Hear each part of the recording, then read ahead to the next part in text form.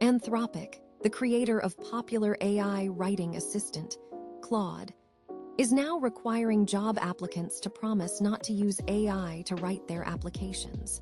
The company asks candidates to agree that they won't use an AI assistant to help write their application, stating they want to understand applicants' personal interest in Anthropic without mediation through an AI system, and evaluate their non-AI assisted communication skills. Talk about irony. It's like a pizza company requiring employees to prove they can cook without an oven. Up next, tech giant Google opens its wallet to settle privacy concerns.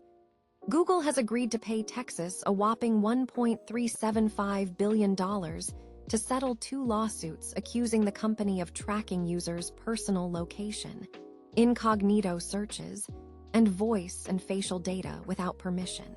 Texas Attorney General Ken Paxton celebrated the victory, stating, "In Texas, big tech is not above the law." Google, meanwhile, is settling without any admission of wrongdoing, which is corporate speak for "we didn't do it, but here's over $1 billion anyway." Moving on to international waters, quite literally, Mexico is suing Google for ignoring repeated requests not to rename the Gulf of Mexico as the Gulf of America for U.S. users on its Maps service, according to President Claudia Sheinbaum. This follows the Republican-led House of Representatives voting to officially rename the Gulf for federal agencies, after President Donald Trump signed an executive order calling for the change, arguing it was justified because the U.S. do most of the work there, and it's ours. Apparently, water bodies are now being claimed like seats in a high school cafeteria.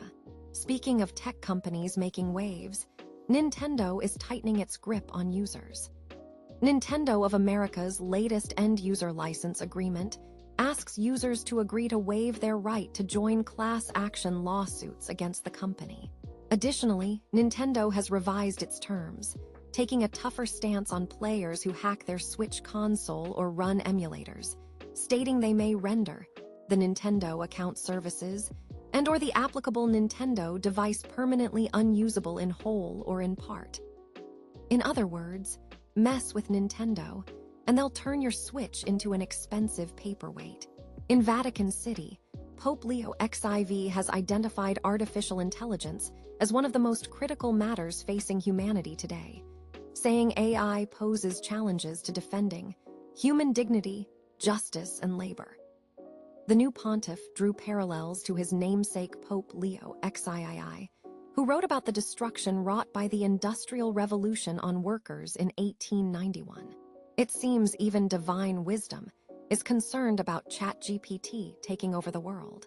And finally, President Donald Trump has officially dismantled the Digital Equity Act, a cornerstone of the Biden administration's plan to expand internet access in underserved communities, declaring the program unconstitutional and characterizing it as a racist handout.